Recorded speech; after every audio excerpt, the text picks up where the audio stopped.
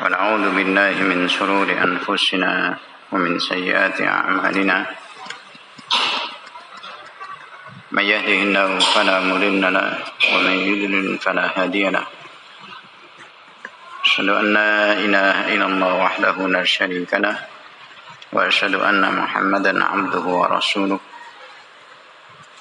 يا أيها الذين آمنوا اتقوا الله حق تقاته ولا تموتن إلا وأنتم مسلمون يا أيها الناس اتقوا ربكم الذي خلقكم من نفس واحدة وخلق منها زوجها وبث منهما رجالا كثيرا ونساء واتقوا الله الذي تساءلون به والأرحام إن الله كان عليكم رقيبا يا أيها الذين آمنوا اتقوا الله وقولوا قولا سديدا يصلح لكم أعمالكم ويغفر لكم ذنوبكم ومن يطع الله ورسوله فقد فاز فوزا عظيما أما بعد إخوة الإيمان رحمكم الله وعزكم الله جميعا.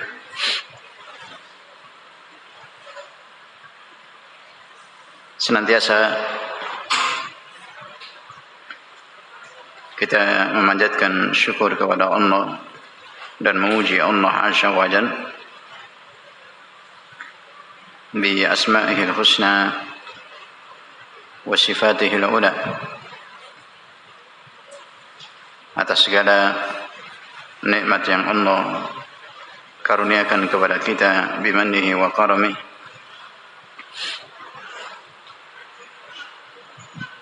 terlebih khusus nikmat iman wal Islam wa sunnah yang Allah tetapkan pada kita semua bitaufiqihi jalla wa ala wa hidayatih, yang wajib kita senantiasa menjaganya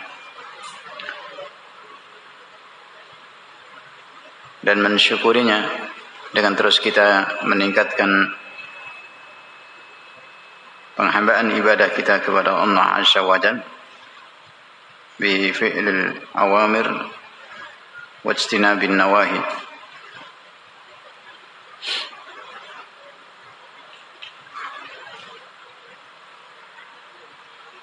Dan mudah-mudahan Allah Subhanahu wa taala menjadikan kita sebagai hamba-hambanya yang senantiasa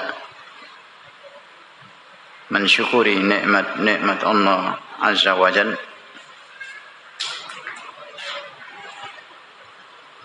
dan menjadikan kita sebagai hamba yang khusyuk dan khudu' lillahi jalla wa ala indal ba'sa'i wad dharra wa indar rakha, pada saat sempit ataupun pada saat dilapangkan oleh Allah Azza wa Jalla.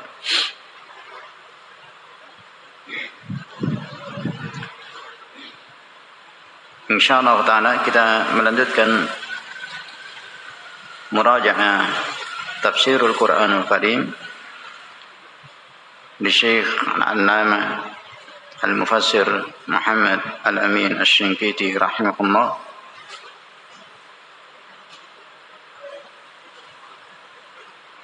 Pada firman Allah Subhanahu wa taala dalam surat Al-An'am ayat yang ke-46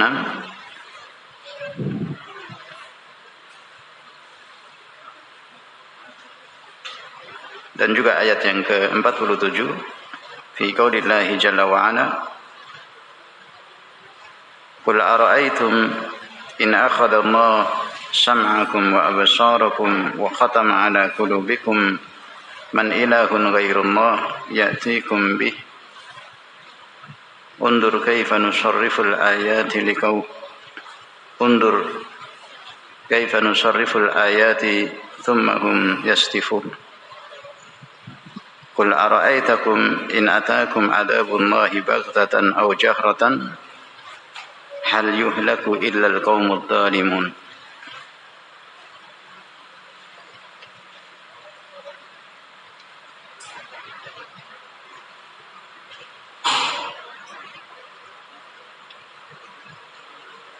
Dan sebelum kita murajaah dari keterangan Syekh Asy-Syinkiti rahimahullah dalam menafsirkan ayat yang mulia ini, sedikit kita sampaikan dari nukilan penjelasan para ulama bahwa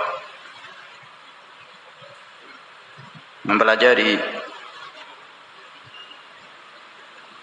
menggali dan mengkaji kandungan tafsirul Quran dari maknanya, maksud yang dikehendaki oleh Allah Azza wa Jalla yang datang dari Rasulnya alaihi salatu wassalam, yang dipahami oleh para sahabat Nabi sallallahu alaihi wasallam, itu adalah perkara ghayah, tujuan yang sesungguhnya diturunkannya Al-Quranul Karim kepada hamba-hambanya untuk mengkaji, mendalami, mempelajari hukum-hukum ma'ani yang ada dalam Al-Quranul Karim, kemudian beramal dengannya.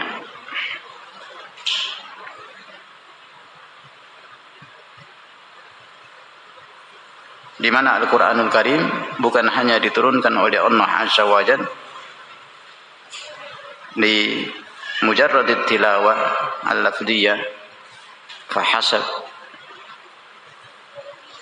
bukan hanya diturunkan oleh Allah Subhanahu wa taala untuk dibaca secara harfiah, membaca kalimat per huruf, per lafaz kalimat-kalimat Al-Quran saja cukup, tidak.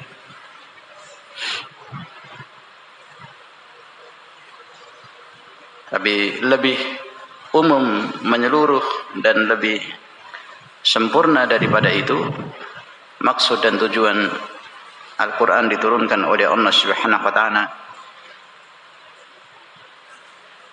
adalah memahami ma'ani Al-Quranul Karim, makna hukum-hukum tafsir yang terkandung dalam Kitabullah Al-Quranul Karim. Syekh bin Baz dan yang lainnya banyak menjelaskan perkara ini.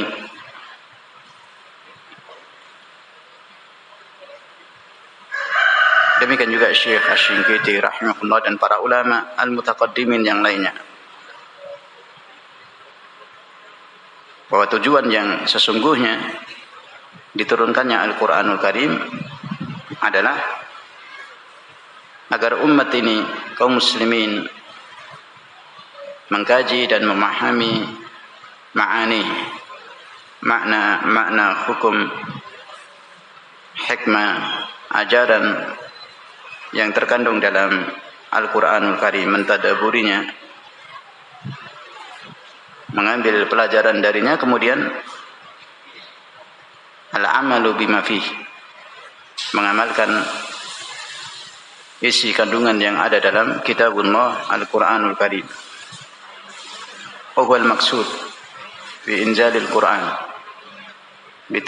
diturunkannya Al-Quranul Karim, tujuan besarnya adalah sebagai pedoman hidup bagi segenap manusia yang mengijabahi seruan Al-Quranul Karim, sehingga umat ini wajib untuk menggali, mempelajari hukum-hukum makna yang terkandung dalam Kitabullah Al-Quran.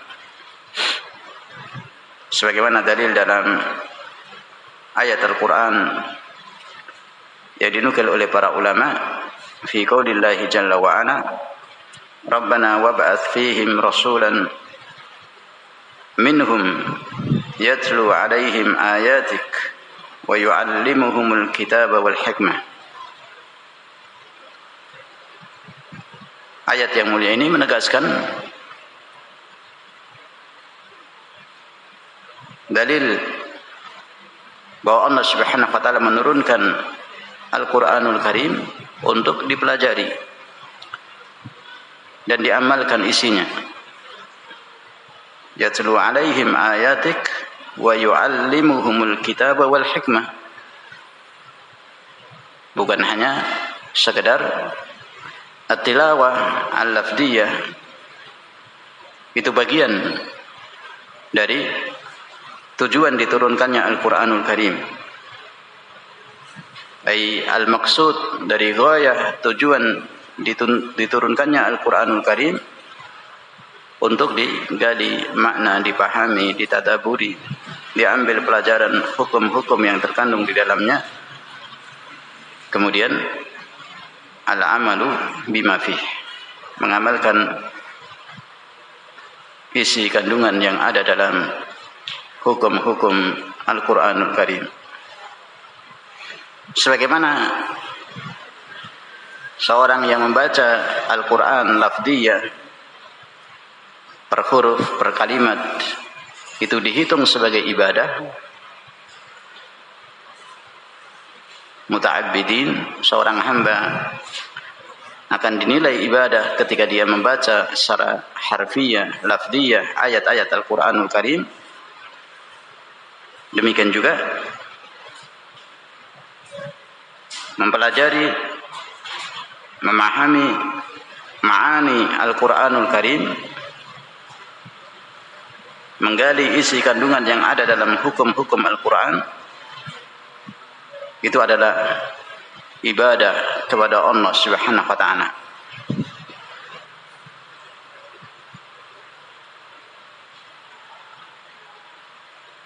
Sebagaimana dalil dalam hadis Rasulullah sallallahu alaihi wasallam yang sering kita dengar, fi qaulin Nabi sallallahu alaihi wasallam, majtama'a qaumun fi baitin min buyutillah yatluna kitaballah wa yatadarasunahu bainahum illa nazalat alaihimus sakinah, ila akhir hadis.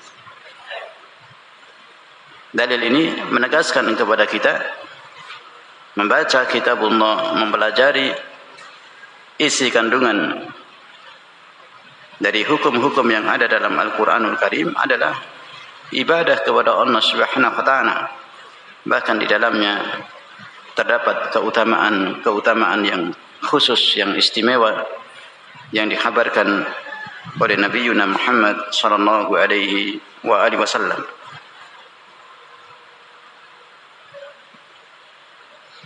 Sebagaimana yang kita ketahui dari penjelasan para ulama, bahwa arti at-tilawah dari Syekh Ibnu Utsaimin rahimahullah memiliki dua makna, tilawah lafdiyah, demikian juga tilawah hukmiyah. Al-lafdiyah adalah huruf-huruf yang ada dalam Al-Quranul Karim yang merupakan kalamullah. Ibadah dalam seorang mengerjakan amalan tilawah, membaca huruf per huruf, kata per kata, kalimat per kalimat dalam kitabullah Al-Quranul Karim. Demikian juga tilawah hukmiyah, mempelajari hukum-hukum yang ada di dalamnya, tafsir yang ada dari penjelasan para ulama, ma'ani Al-Quran. Itu bahkan a'am wa akmal,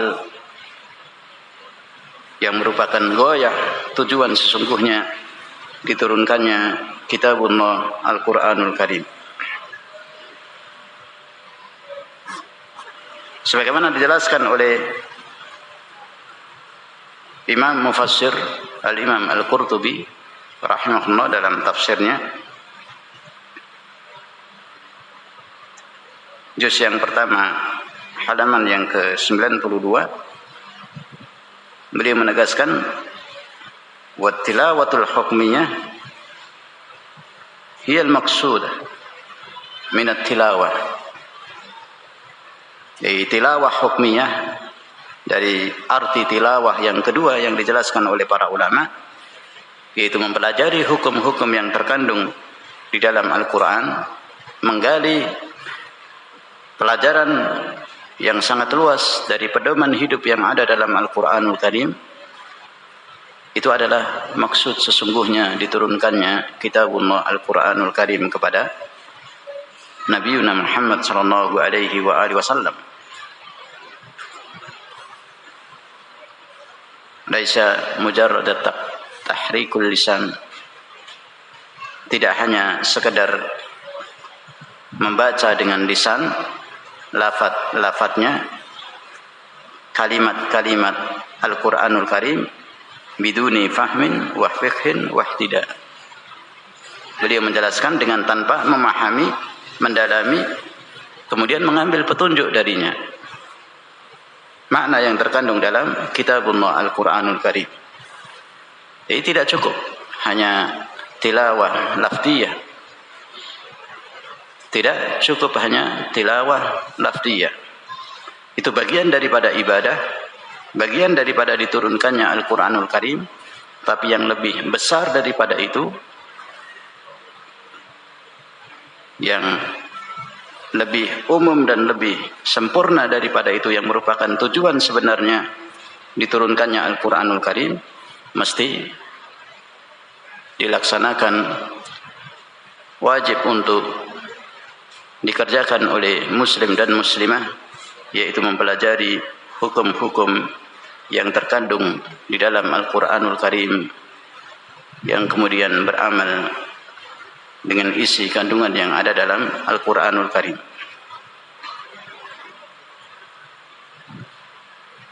Ini penjelasan dari Al-Imam Al-Qurtubi alaihi rahmatullah, yang menegaskan bahwa tilawah hukmiyah itulah maksud sesungguhnya diturunkannya Al-Quranul Karim.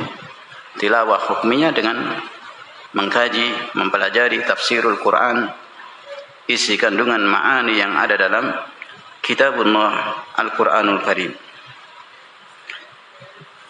Riwayat asar dari Ibnu Mas'ud radhiyallahu taala anhu ardhahu, sebagaimana yang disebutkan oleh Al-Hafidz Ibnu Katsir rahimahullah dalam tafsirnya, menegaskan dari apa yang diterangkan oleh Al-Imam Al-Qurtubi rahimahullah. Sahabat yang mulia Ibnu Mas'ud radhiyallahu taala anhu ardhahu, beliau mengatakan sebagaimana yang dinukil oleh Al-Hafidz Ibnu Katsir rahimahullah dalam tafsirnya, "Walladzi nafsi biyadihi inna haqqa tilawati ay yuhilla halalahu wa yuharrima haramahu wa yaqra'ahu kama anzala lahu anjala lahu Allah wa la yuharriful kalima an mawadhi'i wa la yata'awwal minhu syai'an ghaira ta'wili."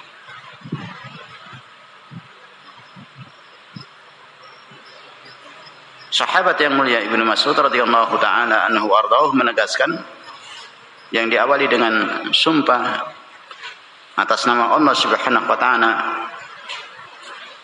bahwa yang dimaksud dengan tilawah Al-Quran haqqa tilawati, yang sesungguhnya tilawah Al-Quran itu adalah menghalalkan apa yang dihalalkan di dalamnya dari hukum-hukum halal, dan juga mengharamkan apa yang diharamkan dalam Al-Quranul Karim dari hukum-hukum yang terdapat di dalamnya al-halal wal haram. Dan juga membaca sebagaimana diturunkan Al-Quranul Karim oleh Allah Subhanahu wa taala kepada Nabi sallallahu alaihi wasallam kama unzil, dan tidak mentahrif atau mengubah kalimat-kalimat arti dalam Al-Quranul Karim dari tempatnya, dari makna sesungguhnya, dari arti zahir sesungguhnya. Ini menyimpang dari makna tilawah jika seorang kemudian mengartikan lafaz Al-Quran yang zahir diubah pada makna yang lain, seperti yang dilakukan oleh kaum Mu'tazilah, kaum Asy'ariyah, Maturidiyah dan yang lainnya, yang mereka mentakwil, mengubah arti zahir yang sungguhnya yang dihabarkan dalam Al-Qur'anul Karim.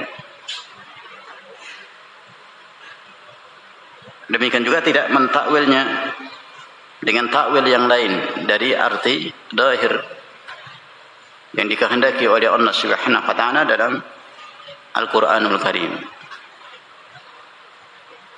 Ini sahabat yang mulia Ibnu Mas'ud radhiyallahu taala anhu warḍah menegaskan dari hakikat haqq tilawati, bertilawah dengan tilawah yang sesungguhnya pada Al-Qur'anul Karim itu dengan tilawah hukmiyah, mempelajari hukum halal wal haram yang ada di dalamnya, membaca sebagaimana Allah turunkan kepada nabinya alaihi salatu wassalam kama unzil, dan tidak mengubah, tidak mengganti, tidak mengubah arti kata zahir yang ada dalam Al-Quran. Demikian juga tidak mentakwilnya pada arti yang lain. Sehingga dari sini dijelaskan oleh para ulama bahwa para sahabat Nabi sallallahu alaihi wasallam la yatajawazun 5 ayat atau 10 hatta yu'allimu ma fihin min al-ilmi wal amal. Para sahabat Nabi sallallahu alaihi wasallam mereka tidak akan pindah pada ayat berikutnya dari 5 sampai 10 ayat yang mereka pelajari, yang mereka bertilawah dengannya, sampai mereka mengetahui ilmunya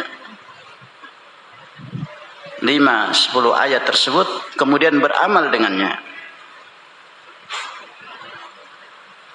Ini para sahabat Nabi sallallahu alaihi wasallam. Jadi mereka benar-benar mengetahui 1-2 ayat sampai 5 ayat, 10 ayat, mengetahui dan mengamalkan, baru berpindah kepada ayat berikutnya. Ini menunjukkan haqq tilawatih, yakni tilawah hukmiyah yang diamalkan oleh para sahabat Nabi sallallahu alaihi wasallam. Dan apabila kita memperhatikan dari mereka as-sahabah ridwanullah alaihim ajmain, tidak ada di tengah-tengah mereka yang mereka hafalkan, yang mereka amalkan kecuali kitabullah Al-Qur'anul Karim.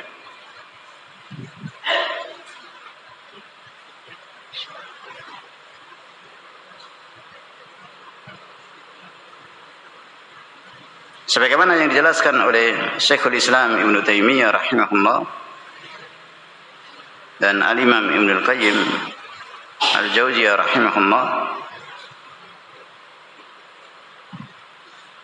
beliau menegaskan bahwa as-sahaba radhiyallahu taala anhum ajmain akhadhu, yani Al-Qur'an 'anil Rasul sallallahu alaihi wasallam lafdzul Qur'an wa ma'nah.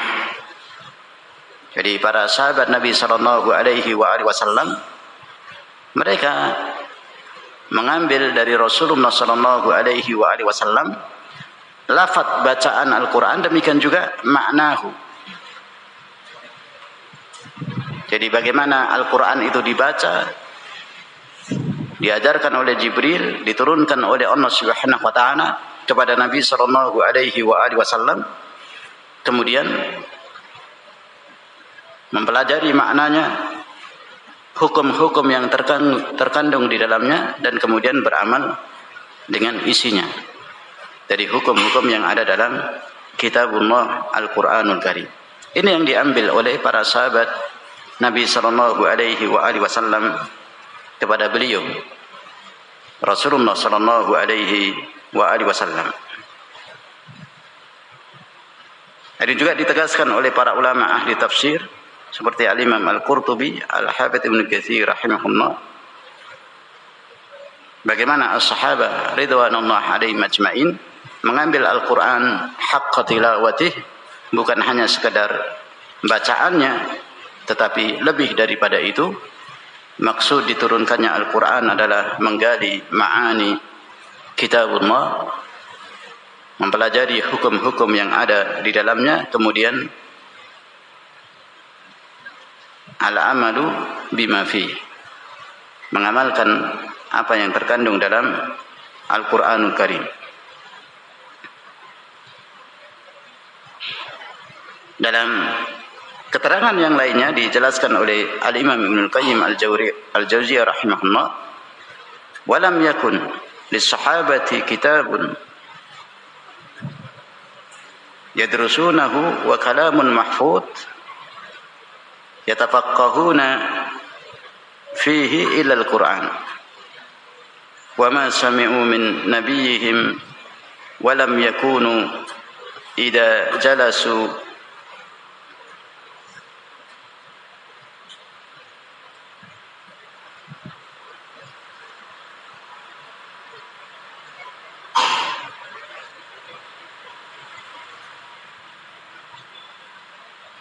illa fi dzalik." Dijelaskan oleh Al-Imam Ibnul Qayyim Al-Jauziyah rahimahullah bahwa tidak ada di tengah-tengah para sahabat Nabi sallallahu alaihi wasallam kitab yang mereka pelajari dalam kehidupan mereka sehari-hari kecuali hanya Al-Qur'anul Karim. Kecuali hanya Kitabullah Al-Qur'anul Karim. Yang mereka hafalkan, yang mereka baca, yang mereka pelajari, mahfuzun yatafaqqahuna fima bainahum, kecuali Al-Qur'anul Karim. Tidak ada kalimat yang mereka hafalkan, kitab yang mereka kaji kecuali di tengah-tengah mereka kecuali Kitabullah Al-Qur'anul Karim. Demikian juga apa yang disampaikan oleh Nabi kita Muhammad sallallahu alaihi wasallam yang mereka dengar ketika mereka duduk, ketika mereka bepergian bersama Nabi sallallahu alaihi wasallam, pembahasannya yang disampaikan oleh Nabi sallallahu alaihi wasallam itu adalah Kitabullah Al-Qur'anul Karim. Sehingga dari sini Al-Imam Al-Qurtubi rahimahullah beliau menegaskan di dalam tafsirnya ketika menjelaskan ayat Allah Subhanahu wa taala dalam suratul Baqarah menunjukkan ada wujubi ma'rifati ma'anil Quran, menunjukkan akan hukum wajibnya bagi seorang muslim dan muslimah untuk mempelajari, mendalami, mengkaji makna kandungan yang ada dalam Al-Qur'anul Karim, menggali hukum-hukum yang ada di dalamnya, kemudian beramal dengannya. Karena demikianlah Rasulullah sallallahu alaihi wasallam, demikian juga para sahabat Nabi sallallahu alaihi wasallam. Dan Al-Imam Ibnul Qayyim Al-Jauziyah rahimahullah juga memperingatkan kepada kaum muslimin agar supaya mereka tidak masuk dalam hajrul Quran, yakni memboikot Al-Qur'anul Karim. Wal iyadu billah. Dijelaskan oleh beliau dalam As-Sawa'iq bahwa tarkul iman bil Quran wa tarku tasdiqihi, meninggalkan beriman dengan Al-Qur'anul Karim dan juga tidak membenarkan apa yang ada dalam kandungan Al-Qur'anul Karim, ini termasuk bentuk boikot dengan Kitabullah Al-Qur'anul Karim. Demikian juga beliau menegaskan tarku tadabbur wa tafahumi, meninggalkan untuk mempelajari, memahami, mentadaburi Kitabullah Al-Qur'anul Karim, tidak mengkaji dan meninggalkan mempelajari Kitabullah Al-Qur'anul Karim, ini juga termasuk bentuk boikot kepada Kitabullah Al-Qur'anul Karim. Demikian juga tarkul amal wamtithal awamiri, meninggalkan amalan-amalan yang diperintahkan yang ada dalam kandungan kitabullah Al-Quranul Karim, ini juga termasuk bentuk boikot dengan kitabullah Al-Quranul Karim. Demikian juga ijtinab nawahi, meninggalkan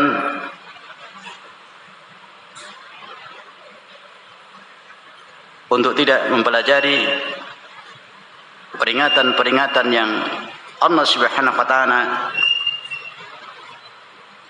telah sampaikan wa'id tersebut dalam Al-Qur'anul Karim, sehingga orang tidak memahami perkara-perkara yang diharamkan oleh Allah Azza wa Jalla. Ini juga termasuk bentuk boikot dengan kitabullah Al-Qur'anul Karim.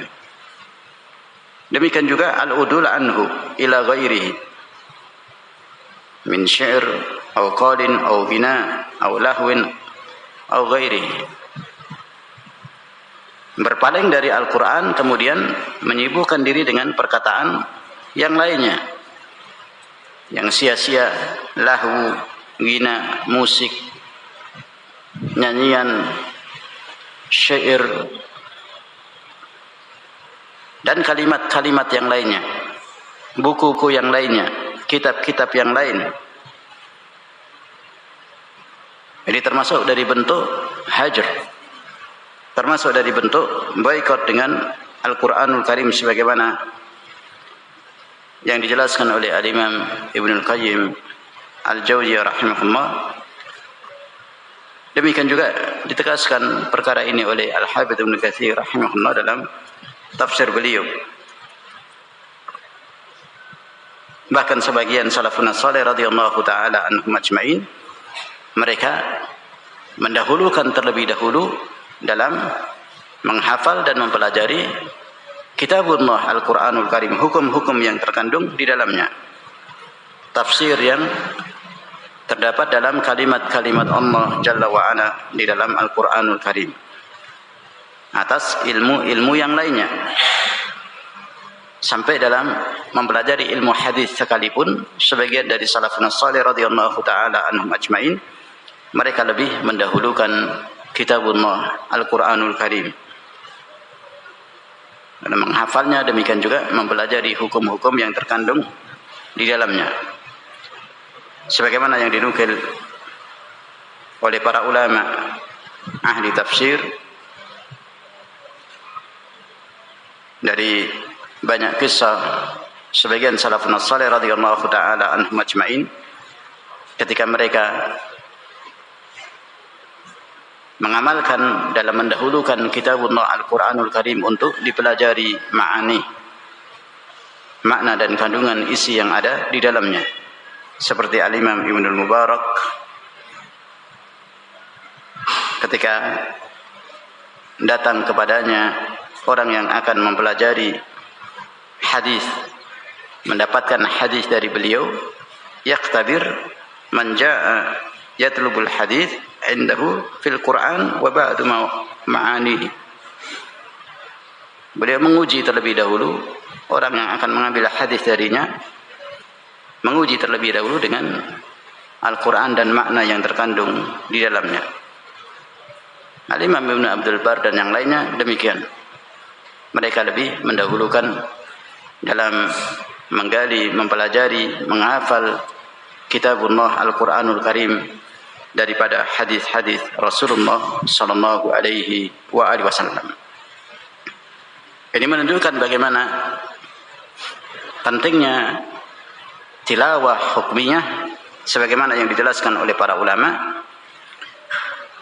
Tilawah yang sesungguhnya, yang itu merupakan maksud diturunkannya Al-Quranul Karim.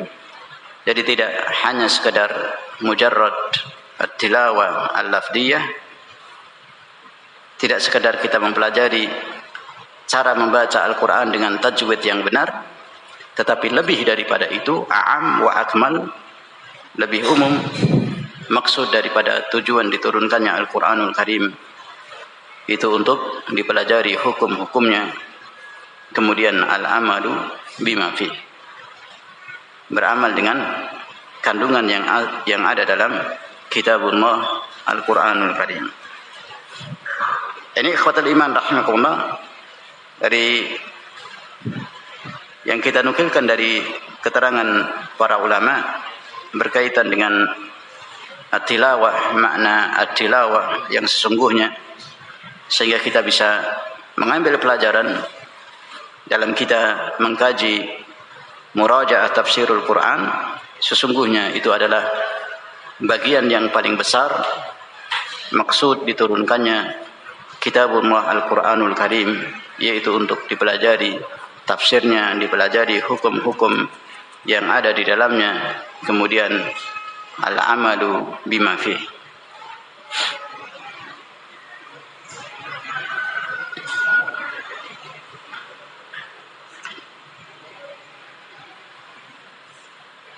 Kita melanjutkan dari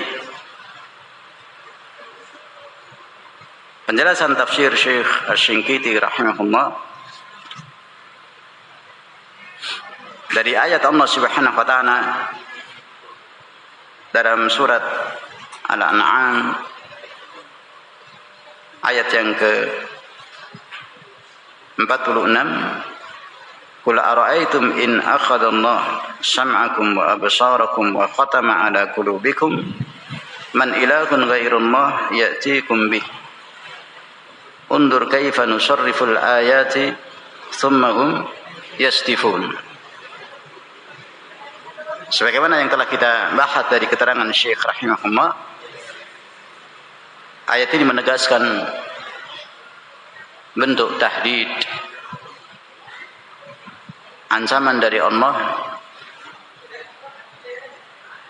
Allah Subhanahu wa taala menakuti hambanya dari nikmat yang diberikan oleh Allah Subhanahu wa taala yang sangat besar. Di antara nikmat yang Allah berikan kepada manusia yaitu nikmat pendengaran, penglihatan, dan juga nikmat hati yang ada di dalamnya, mustamilah, yang ada di dalamnya akal yang menakjubkan yang Allah Subhanahu wa taala berikan kepada manusia. Bagaimana apabila Allah mengambil nikmat-nikmat tersebut?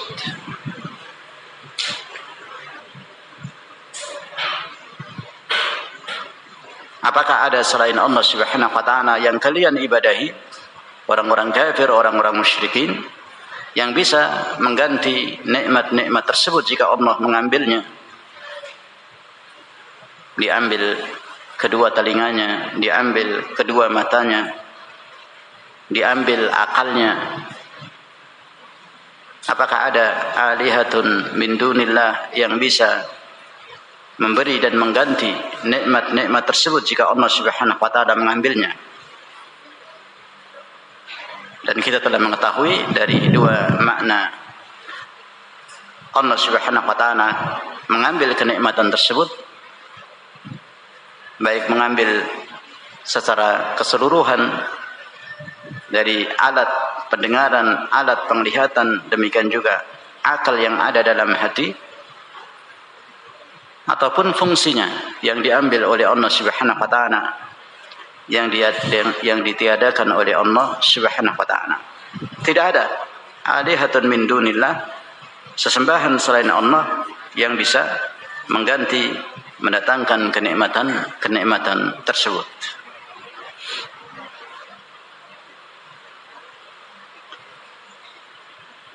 Dari keterangan berikutnya Syekh rahimahullah pada halaman yang ke-239, di mana sebelumnya Syekh menjelaskan dari sisi faedah al-lughah yang bisa antum baca, panjang lebar Syekh rahimahullah menjelaskannya. Ada sekitar 6 halaman lebih dari pembahasan lughah yang kita bisa mengambil faedah di dalamnya. Dari penjelasan tafsir beliau, qala rahimahullah wa hadhihi al-ayatul karimah yanbaghi likulli muslimin an yu'tabara biha fa yu'lam anna Allah shaqqa lahu fi wajhihi 'aynayn wa sabagha lahu ba'duhuma بصبغ أسود وبعضهما بصبغ أبيض وأعطاه لهما سلكا من جفونه وجعل لعينيه شحما لئلا يجففها الهواء وجعل ما عينه ملحا لئلا تنتن السحماء وجعل له عقلا وهو هذا العقل الذي يميز به بين الأشياء ويفعل به هذه الأفعال الغريبة العجيبة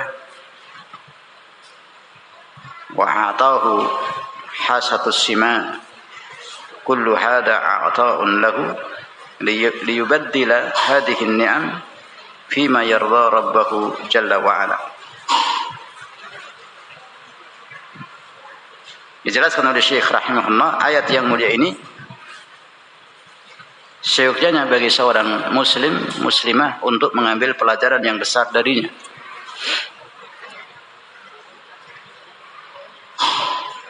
Supaya diketahui, diilmui bahwa Allah Subhanahu wa taala telah memberikan dua mata pada wajah manusia dengan sempurna. Dua mata tersebut diberikan oleh Allah Subhanahu wa taala dengan sempurna. Dengan kesempurnaan yang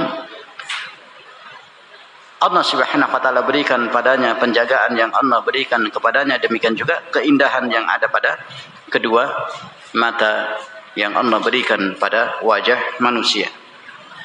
Dijelaskan oleh Syekh rahimahullah bagaimana Allah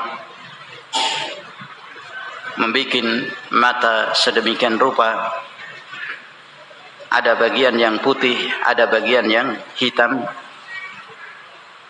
di kedua mata manusia. Kemudian Allah juga berikan kelopak mata untuk menjaga mata tersebut dari angin, dari debu dan yang lainnya. Allah Subhanahu wa taala juga berikan padanya rambut mata, demikian juga air matanya, yang itu semua memiliki fungsi yang sesuai dengan apa yang dibutuhkan oleh penglihatan, dari alat penglihatan yang Allah Subhanahu wa taala berikan kepada kita manusia. Bukan hanya itu, Allah Subhanahu wa taala juga menjadikan akal pada penciptaan mata yang Allah berikan kepada kita manusia. Bagaimana mata itu ketika dibuka kemudian melihat dan bisa membedakan ini hitam, ini putih, ini benda, bisa membedakan secara sempurna. Yumayyiz bainal asya. Dan ini sempurna. Manusia yang membikin atau meniru seperti robot yang mereka bikin masih banyak dan diliputi dengan cacat dan kekurangan. Tidak sebagaimana kesempurnaan ciptaan Allah Subhanahu wa taala. Ini diingatkan oleh Syekh rahimahullah. Dijelaskan oleh Syekh bagaimana mata yang Allah Subhanahu wa taala berikan kepada manusia itu begitu sempurna dari ciptaan Allah Subhanahu wa taala. Dibuka mata itu bisa melihat, bisa merasakan, bisa membedakan semua yang dia lihat. Itu akal yang Allah berikan kepada mata. Belum hubungannya dengan organ tubuh yang lainnya, dengan akal yang ada dalam hati, dengan pergerakan tubuh dan seterusnya.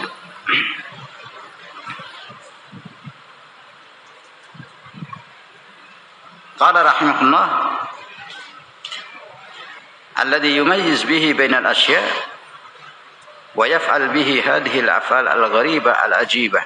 Demikian juga hubungannya dengan pergerakan anggota badan dari mata yang diberikan oleh Allah Subhanahu wa taala tersebut, Demikian juga alat pendengaran yang diberikan oleh Allah Subhanahu wa taala dengan fungsinya yang sempurna binisbati lil makhluk, jika dikembalikan kepada makhluk, karena orang yang tuli, orang yang buta itu tidak sempurna binisbati lil makhluk. Jika disandarkan kepada makhluk, orang memiliki penglihatan yang normal, yang baik, pendengaran, demikian juga bagian organ tubuh yang lainnya, maka itu disebut sebagai manusia yang sempurna dari organ tubuhnya. Jika tidak memiliki sebagian dari organ-organ tubuh, maka tidak sempurna binisbati lil makhluk. Fungsinya diberikan oleh Allah Subhanahu wa taala secara sempurna. Penglihatan, pendengaran yang diberikan oleh Allah Subhanahu wa taala. Semua pemberian dari Allah tersebut tujuannya agar seorang hamba dengan sungguh-sungguh mensyukuri nikmat tersebut dan digunakan dalam perkara yang diridhai oleh Allah Subhanahu wa taala. Fima yarda rabbahu jalla wa ala. Fala yanbaghi min ayasta'ina bi ni'ami rabbih ala ma'siyatihi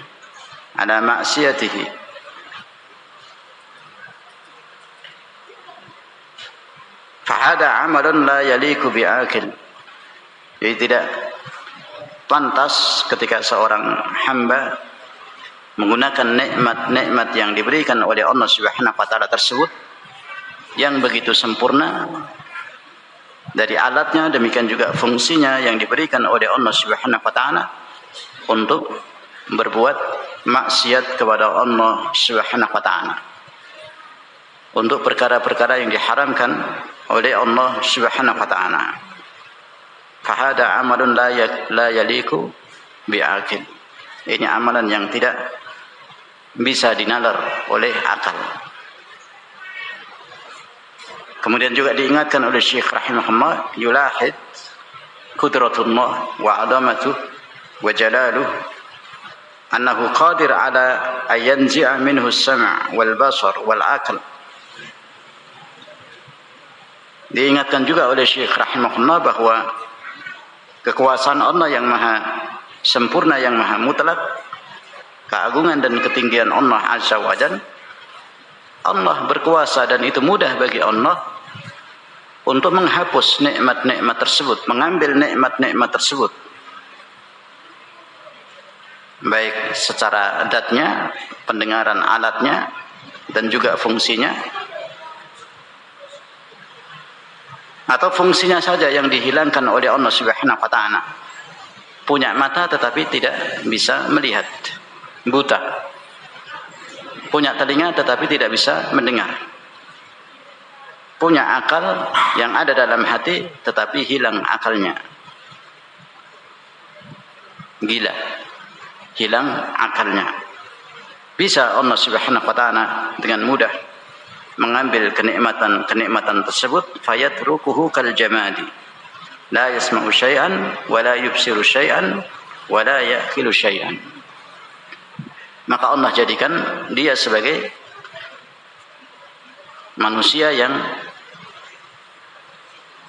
hampir sama dengan benda, tidak bisa mendengar, tidak bisa melihat, dan juga tidak bisa memahami sesuatu karena gila, akalnya telah dicabut oleh Allah, dihilangkan oleh Allah Subhanahu wa taala.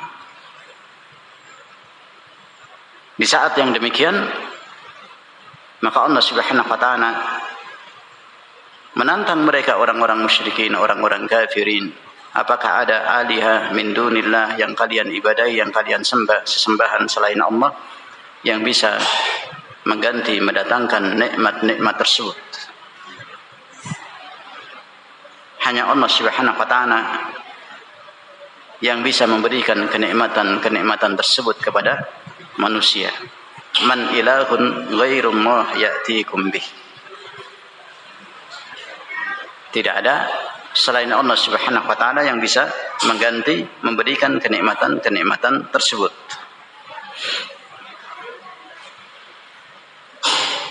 Wa qala rahimahullah, thumma inna Allah ajaba nabiyahu min jara'atil insan wa jahlihi wa i'radihi 'anil haqqi ma'a faqrihi wa hajatihi wa faqatihi ila rabbi jalla wa ala. Faqala lahu undur kaifa nusarriful ayat.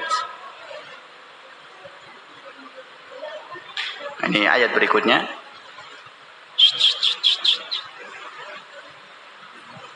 Yang dijelaskan oleh Syekh rahimahullah dengan menakjubkan bagaimana Allah Subhanahu wa taala menjelaskan kelancangan, kedoliman, kejahatan yang besar yang dilakukan oleh manusia, jara'atul insan wa jahli, demikian juga kebodohan mereka.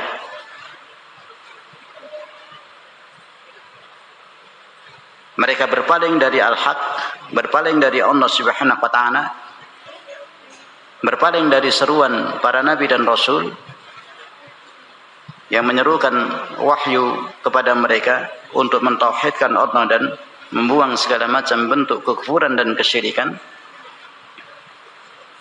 Ma'a faqrihi wa hajatihi wa faqatihi ila rabbih jalla wa ala.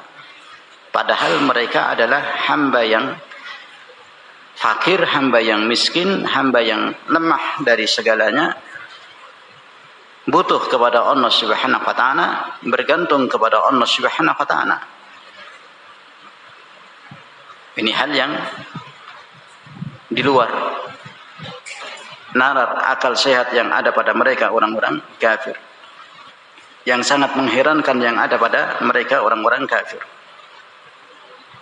Sebagai manusia yang lemah segalanya, yang fakir, yang membutuhkan Allah, yang bergantung kepada Allah, diberikan nikmat oleh Allah dari fasilitas hidupnya, dari organ yang ada pada tubuhnya yang sempurna, dia dalam keadaan tetap kufur, mengingkari Allah Subhanahu wa taala, memusuhi Allah Subhanahu wa taala, berpaling dari Allah Subhanahu wa taala. Allah menegaskan dalam ayat yang mulia ini, undur kaifa nusarriful ayat.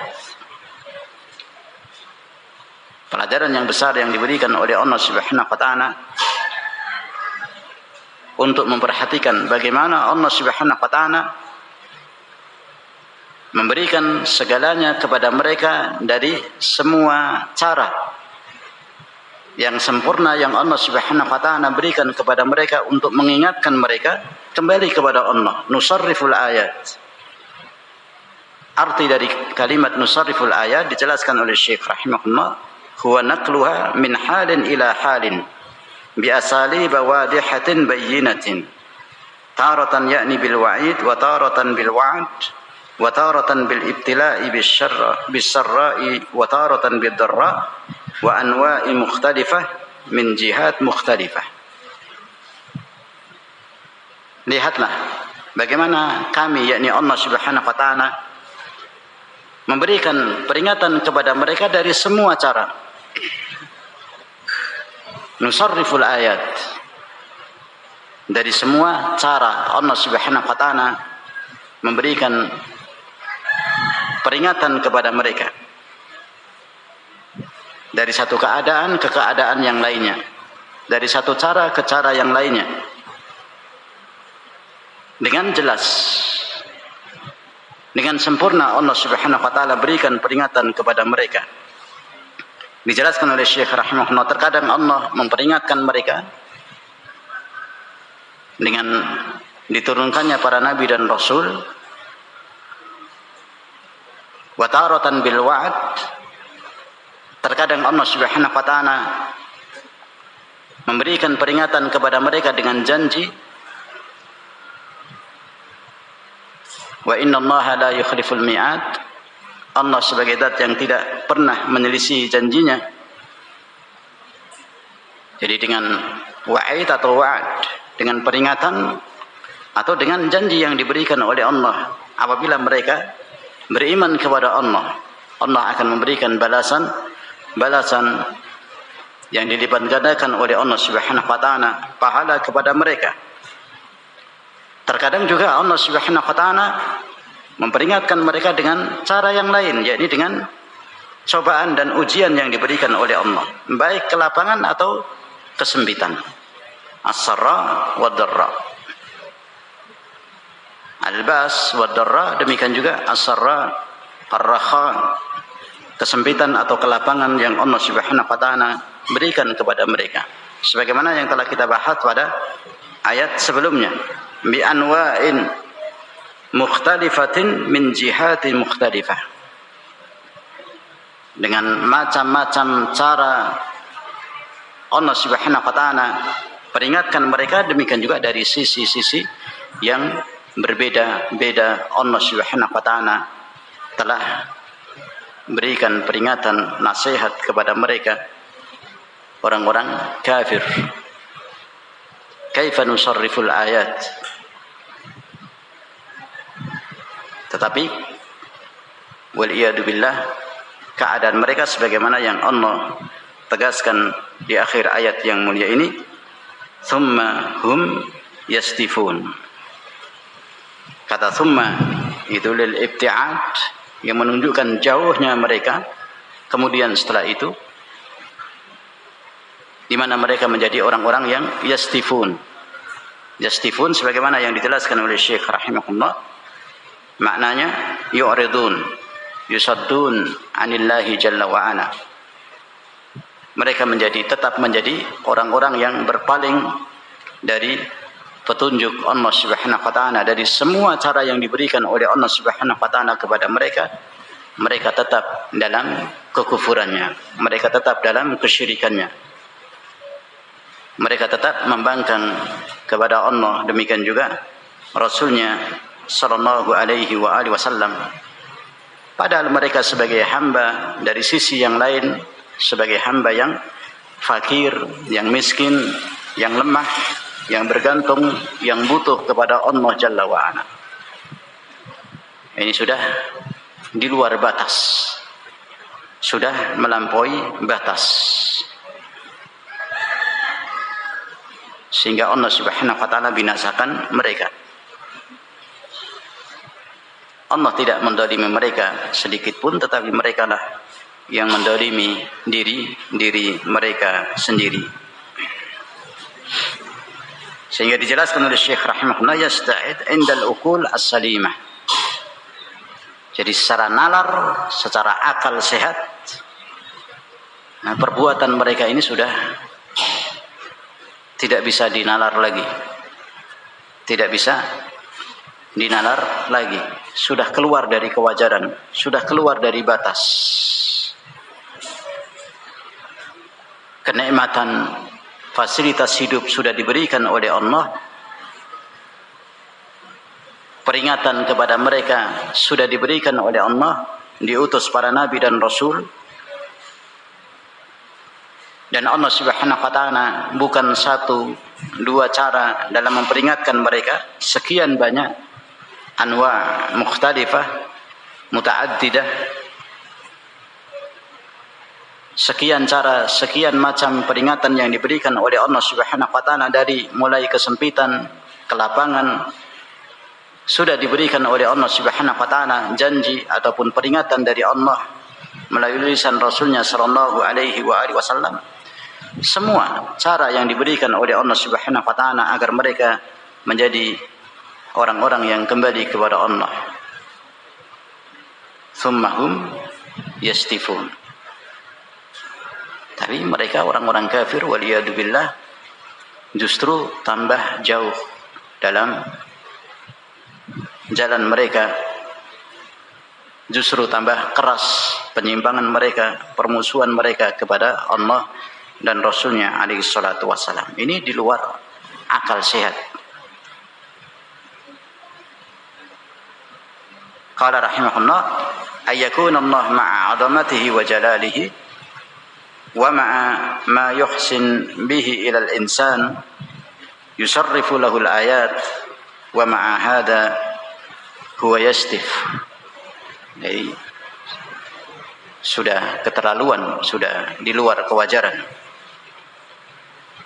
Allah Subhanahu wa taala dengan keagungannya, dengan ketinggiannya, dengan kemuliaannya, rahmat yang diberikan oleh Allah yang maha luas kepada manusia.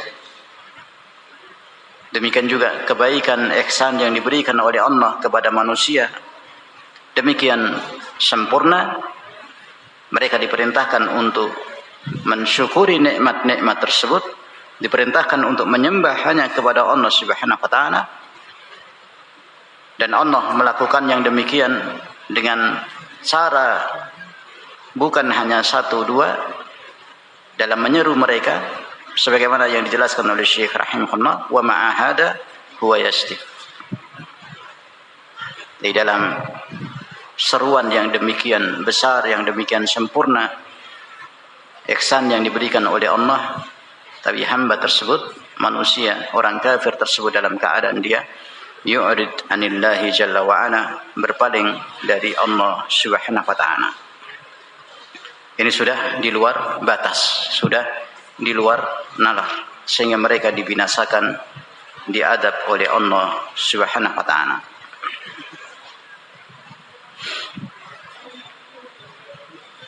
Demikian ikhwatal iman rahimakumullah, dari makna firman Allah Subhanahu wa ta'ala, thumma hum yastifun.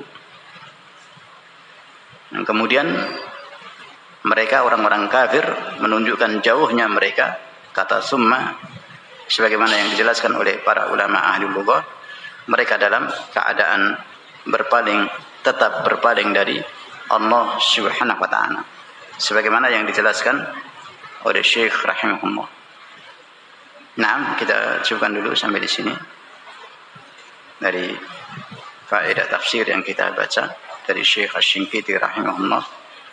Wallahu a'lam bissawab, wa akhiru da'wana anil hamdulillahi rabbil alamin.